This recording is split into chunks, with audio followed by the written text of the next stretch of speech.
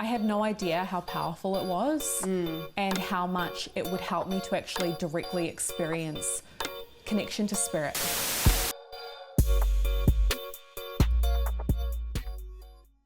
Welcome to this amazing interview. I've already decided it's going to be amazing with my amazing friend Helle Weston. She's a fellow Kiwi, so I'm like deeply excited about it. And we're going to be talking about routines and rituals and creating habits for ourselves that really make us feel good. Helle is one half of the deeply epic Owaken Breathwork with her partner Lucas Mack. And she teaches people all over the world how to use breathwork to regulate their nervous system. It's such a powerful practice. And I'm really excited for what you have to tell me today. I'm so excited to be here. Oh my Thank gosh. you. Yes. So you, the reason I thought of you for this is you so often on your Instagram stories share what your morning routine looks like. And I'd love to know, because everyone is always curious, what is your usual morning routine at the moment? I am obsessed with morning routines, and I have been for years. It's honestly the biggest event of every day. I love that. For me, it is, it's a highlight, such a joy. So pretty much these days I wake up, I will have my eye mask on. I love to block out the light. I wear my mouth tape. Already got some tips for you all here. Mouth tape to stop mouth breathing. So making sure that I'm breathing through my nose during my sleep to get the best sleep possible. So I'll tear off my mouth tape, I take off my eye mask, and I go and do, the human things, go and brush my teeth and all of that. And then I usually get into a meditation practice. So I love to have fresh air flowing. I'll open up, I've got a sliding door in my bedroom, and I will sit. I'll start a breathwork practice for about 5 minutes.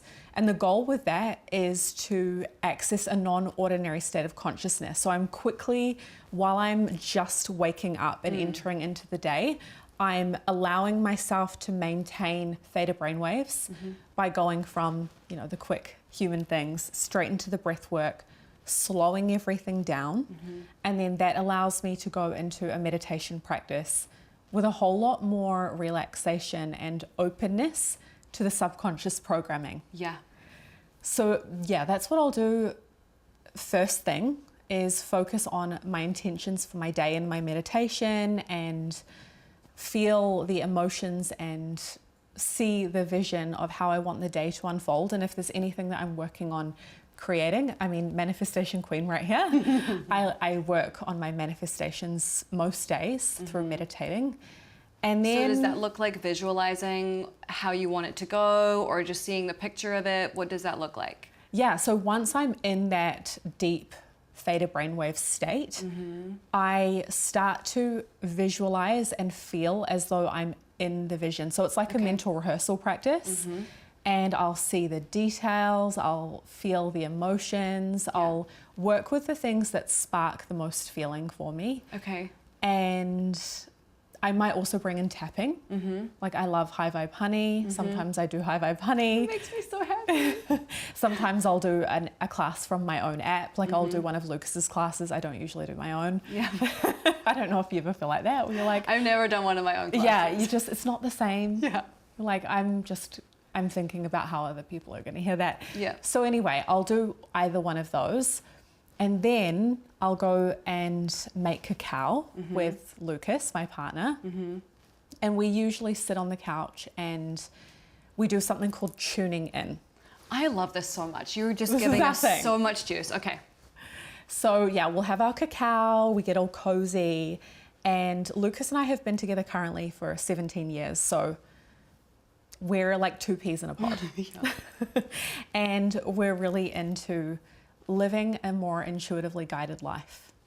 So when we have our cacao, we will usually again do like a few breaths just to clear the space, zone in.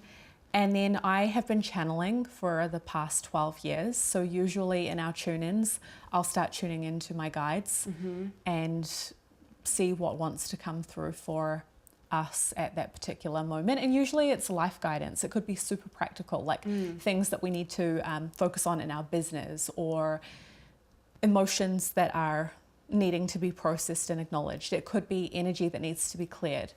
It could be creative ideas. Yeah. So we're really open to anything.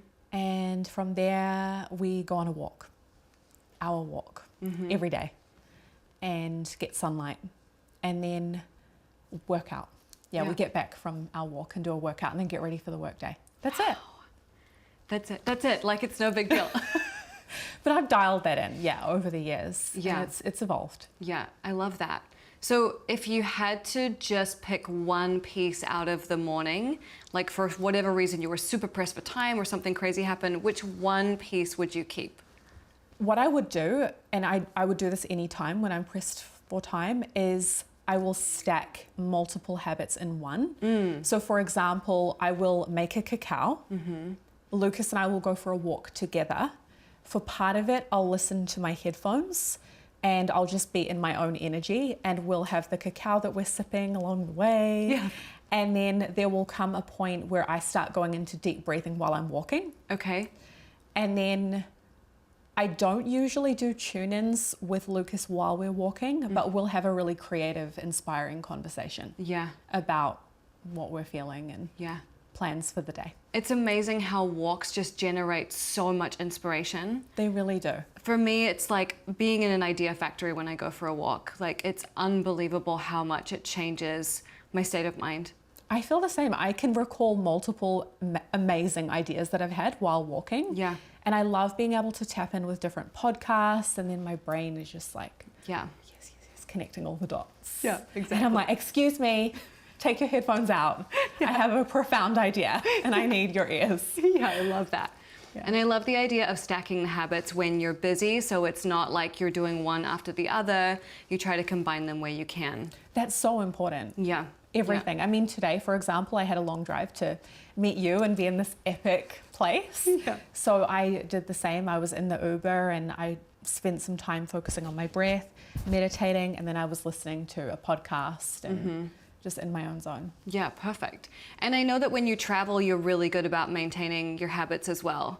That's really important. I mean, I was on the road for over a decade. We lived pretty much out of Airbnbs. Yeah. And I've seen what it can be like to lose the routine and how frustrated and unoptimized I feel. Like, I know how good I can feel. Yes. And when I'm not consistent with the routine, I start to feel like a subpar version of myself, and it shows up in my energy, my confidence. And so having the discipline to do it even when you can't be bothered and you feel tired or jet lagged or whatever, it really pays off. Yeah. And something I've seen you talk about a lot too on Instagram stories, because everyone's always like, tell me about your routine, is that you always say, like, if this is not doable for you right now, then just do what you can do. Totally. And the same goes with all of the fancy biohacking stuff. Like, you know, I have a PEMF mat, I've got red light therapy, I've got an infrared sauna, cold plunge, all of that stuff, and I do use it. But it's not the primary thing that I would say makes me feel good. Right. They're like icing on the cake, and there's so much that you can do for free and with a short amount of time. I mean, I remember when I had a really strict schedule with a 9-to-5 job, and I would get up an hour earlier and do my stretching and meditation and all of that stuff, and it made all the difference. And I think it's actually what helped me to get out of that less than ideal situation so much sooner, because I had that foundation of me time. Yeah. So you drink cacao every morning, and I'm like a bona fide coffee obsessive. And I'd love to know why cacao.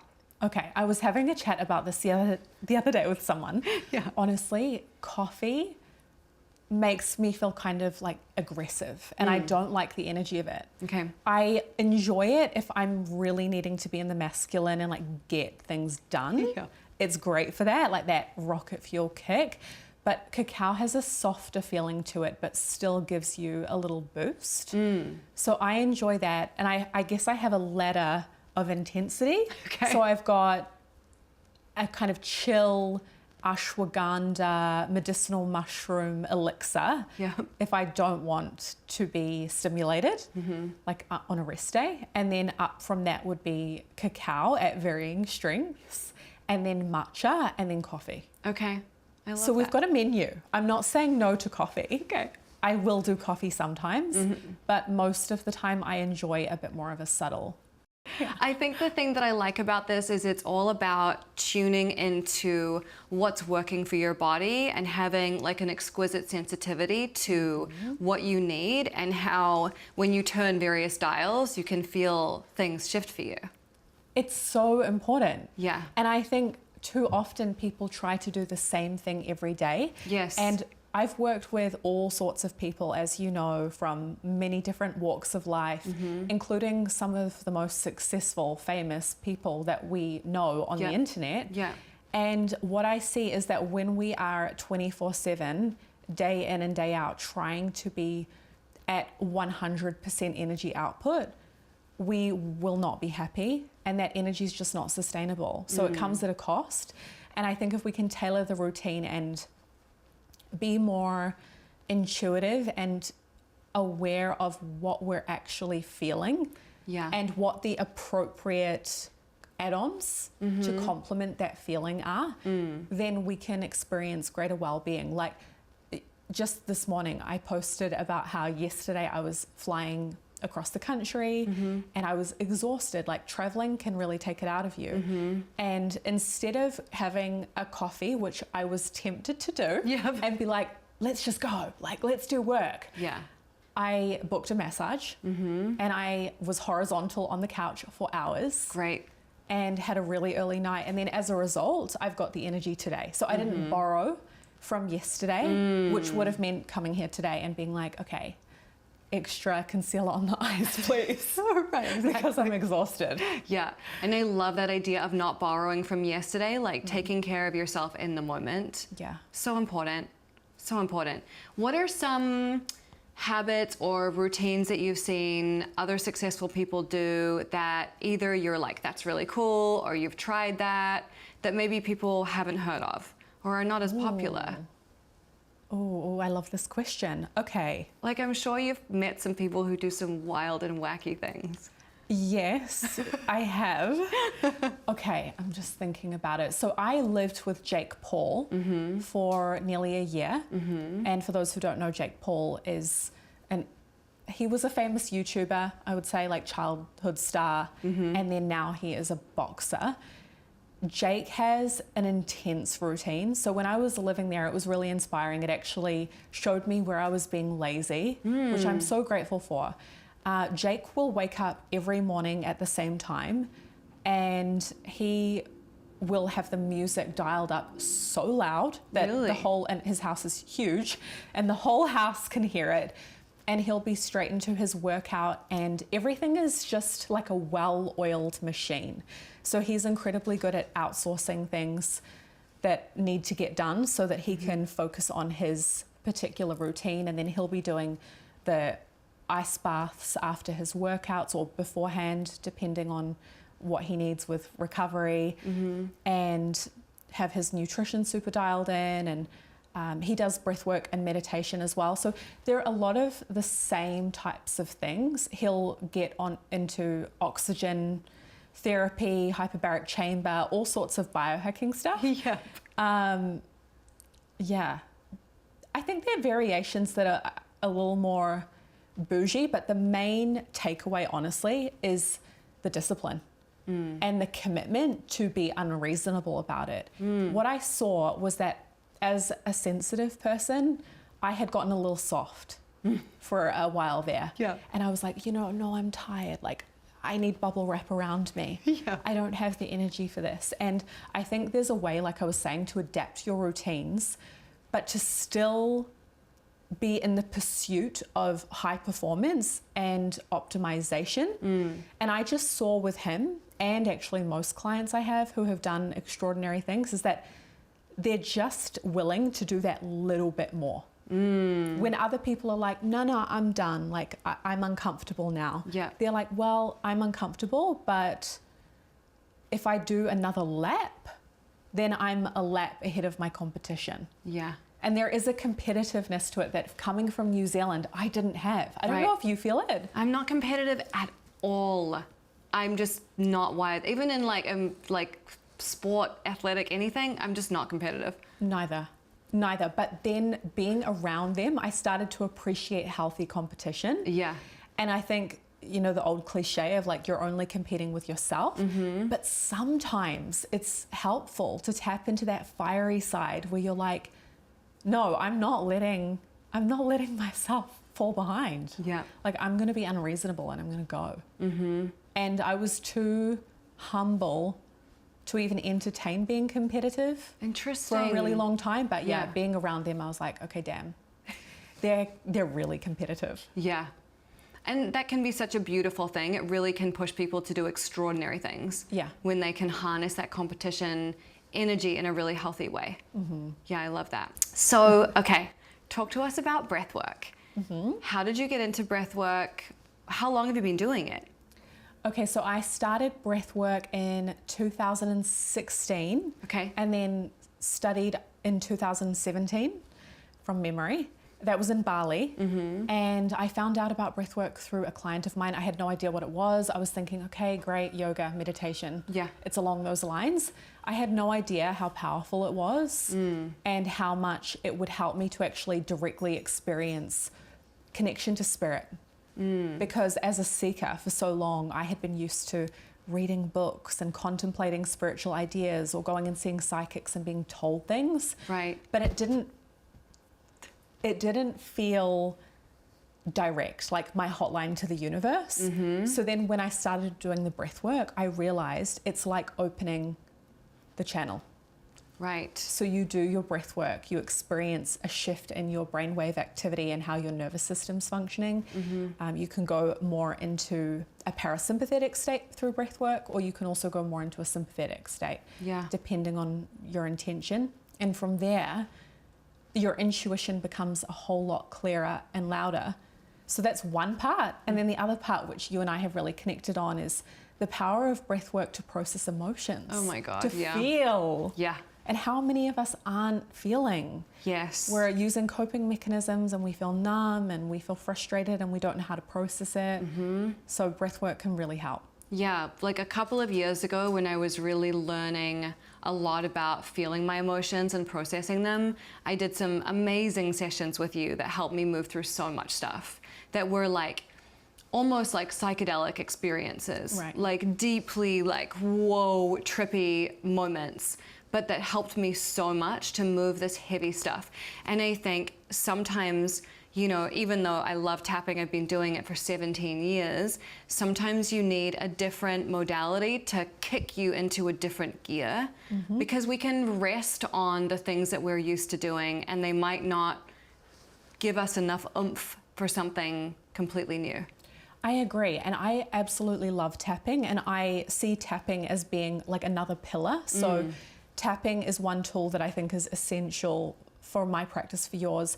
Breathwork's just another one. It's like apples and oranges, you know? So with the breath, one of the things that I've seen be so helpful for people is it can actually help you to access emotions and memories that have been needing acknowledgement that you didn't know were a block or an issue for you. So they can be so suppressed that you don't even know that it's what's holding you back. Yeah. I can't tell you how often I hear people say, I had no idea that that memory from, let's say, childhood, or that thing that happened in this job was still unprocessed, and that it was actually connected to this behavior that I've been struggling with, or why I keep attracting these types of situations. So it's like we get to go all the way down into the operating system and pluck out the weed that we didn't know was there. Yeah.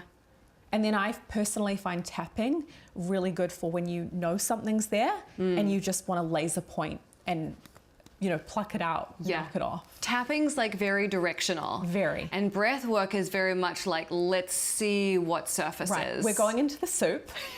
All the way to the bottom, and let's find out what's there. Yeah, is there a bone? Is there some carrots? Like, what do we got in here? Yeah. Yeah, absolutely. I love that. So, okay, I would love for you to lead us through a really brief little breathwork session so people can just kind of get a taste of this if they've never tried it before. I would love that. Okay, so the first thing is you can make sure that you're comfy. I know you are, but those at home or wherever we are, we're not doing this while we're driving.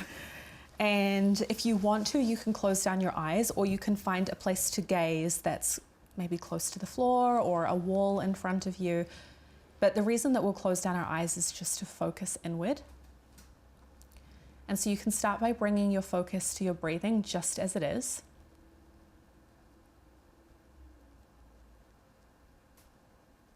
And I invite you to breathe in and out of your nose if you're not already.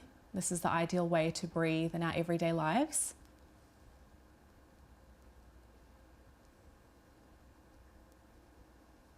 And as we go through this short practice, I'll guide you every step to modify your breath. Let's start with deepening the inhale.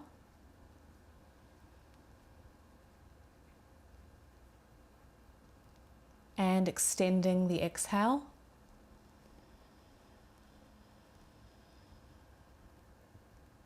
Do a few more like this. In.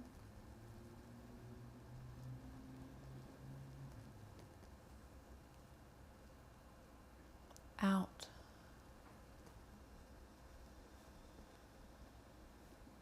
And let's make sure the face and the belly are both relaxed.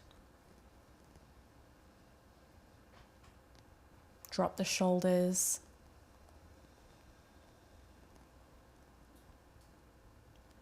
All right, inhaling. And now let's exhale out of the mouth.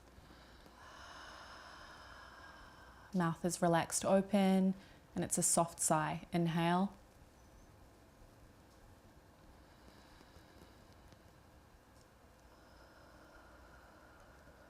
Going at your own pace, deep breaths.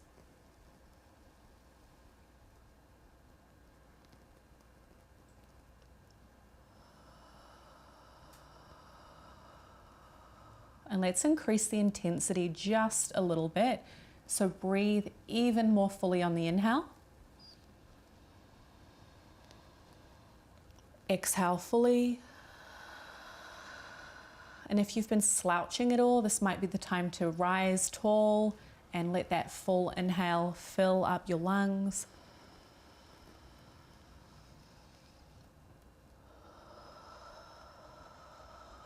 And if you notice a pause when you fill up your lungs on that inhale, so after you breathe in, there might be a pause there. Just let that go and go straight into your exhale.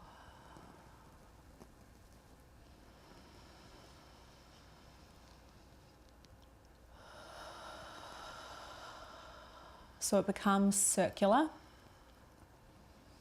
like a wheel, fully in, and then letting it all go.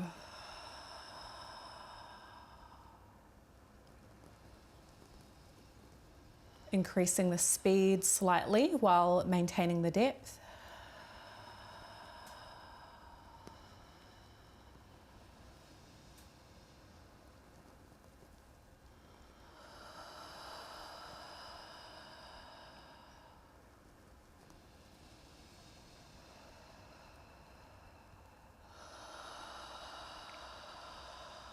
And now let's increase the speed just a little bit more, keeping the depth.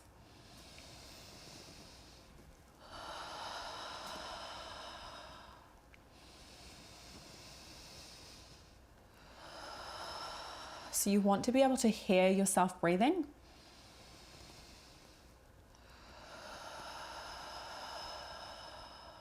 Let's do 3 more. Exhale. 2 more.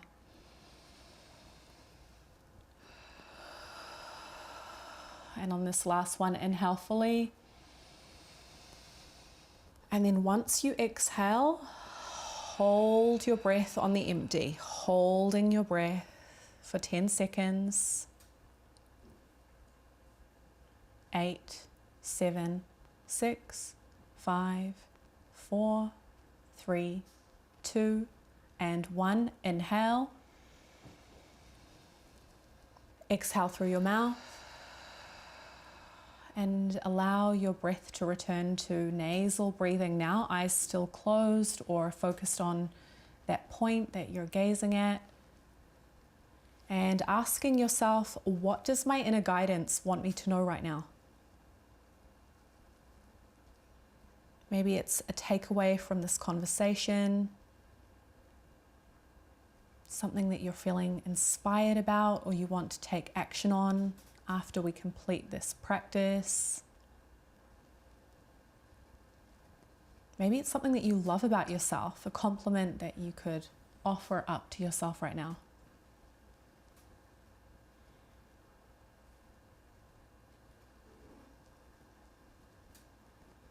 And then when you're ready, again, feel your breath flowing. Feel your body grounded. Start to tune into the temperature of the air around you. And then bring some movement in. Maybe stretch, wriggle your fingers, your toes. And then blink open your eyes or move your gaze around the space. Notice how you feel. Wow. How are we feeling, Gala? That was very special. So quick. So quick. And so potent. So potent. Like, talk about a major paradigm shift, and I don't know how long that was. That was quick. Right. And when people hear about breathwork, they're like, okay, cool, you're going to teach me how to breathe, like groundbreaking. Yeah. But you don't know until you try it. Yes. And it's a resource that's really hidden in plain sight.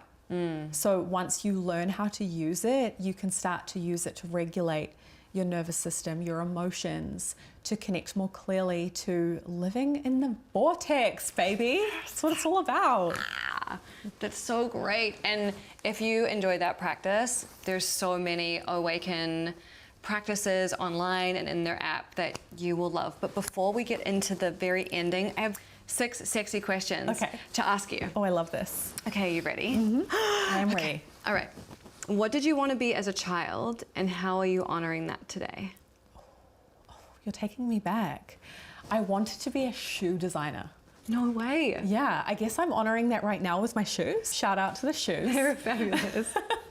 And also being a girly girl and bringing in the glamour that I love so much, and I did love as a kid. Like, I was such a little unicorn kid. And I think when I met you for the first time, I'm like, you are like my inner child's dream. Oh, that's seriously, so nice. I would have been in awe having met you. So I try to bring that in with the spirituality as well. Like, it gets to be more glam. It doesn't have to be all hemp and bare feet. The fucking hemp pants. I can't. I can't. Please, God, give me a heel. No, I love that. That's beautiful. Beautiful. Okay. What is the name of the movie of your life? Oh. Oh my God, this is no pressure. I know. Okay, I'm going with the first on one the that spot. comes up. Gentle, magical, intuitive. Beautiful. I love that. I love that. Let's Simple go. and easy. Okay. Who is on your spiritual board of directors and why? I have a group of multi-dimensional cosmic beings on my board of directors. Love to hear it. Yeah, Arcturians are key in the board, and they're guiding me in this whole life mission, this journey, and shout out to them. I'm so grateful.